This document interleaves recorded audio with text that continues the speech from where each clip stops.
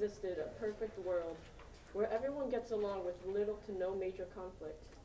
What if the safety of everyone is guaranteed, no matter what setting they are in? And what if there existed no suffering of any kind, but rather everyone looking out for each other, with no form of evil in their actions, words, or minds? My name is Janice Ron, and I will be one of the candidates running for Vice President this year, alongside President Rafael Munir.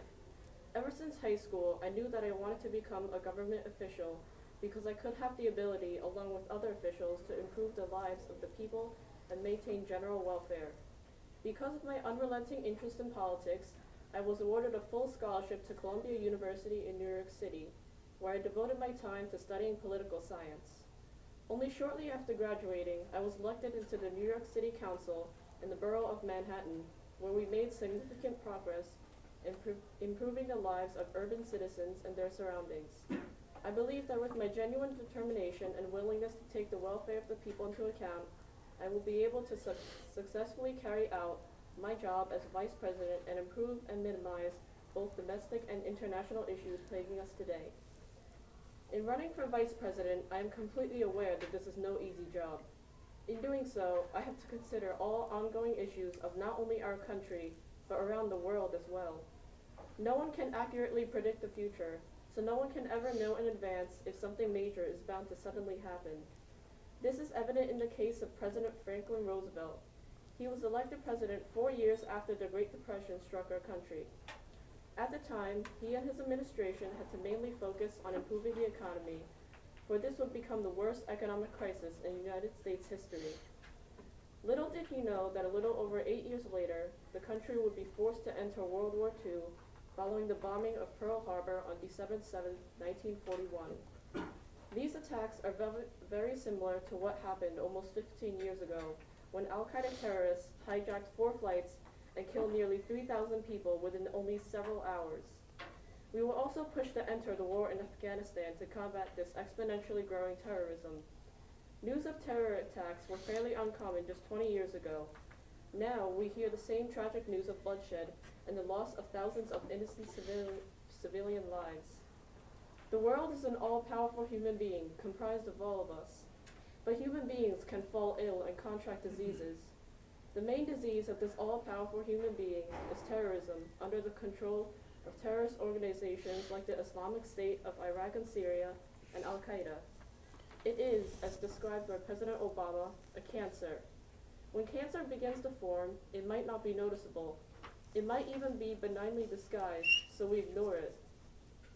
But as time quickly passes, this mild malady becomes a ruthless tumor of normal cells transformed into distorted cells, having nothing in mind but to destroy every normal cell they encounter in their path. That fast-moving, destructive tumor is terrorism. It is the heartless series of attacks in Paris carried out this past November. It is the loss of hundreds of innocent civilian lives waiting to return home to their families from Belgium. Civilians like you and me, with no military experience whatsoever. It is the newly orphaned child crying in vain for her lost parents she can never bring back. And the human being this cancer is harming is not just the United States, but the whole world. If we do not take serious action to thoroughly combat these issues, we will most definitely face a sickness many times worse than the most dangerous illness possible. President Roosevelt was able to effectively deal with the historic issues of the Great Depression and World War II until he passed away just before its end. He put into effect his New Deal policy as soon as he was elected, which advocated economic recovery and social reforms. His efforts were then accelerated with the entry of the country into World War II in 1941. President Roosevelt's New Deal and the war economy of the time thus resulted in a huge rebound of the United States economy. In addition, Roosevelt did not support isolationism, for he believed that it could eventually backfire on our country and all of our effort to make it run successfully. This demonstrates that anyone can be a leader, but those that can calmly yet successfully deal with domestic and foreign issues concurrently are extraordinary leaders, truly distinguished from the rest. My fellow Americans, we have definitely come a long way since the Great Depression and World War II, but now the issues at hand are more difficult than they have ever been.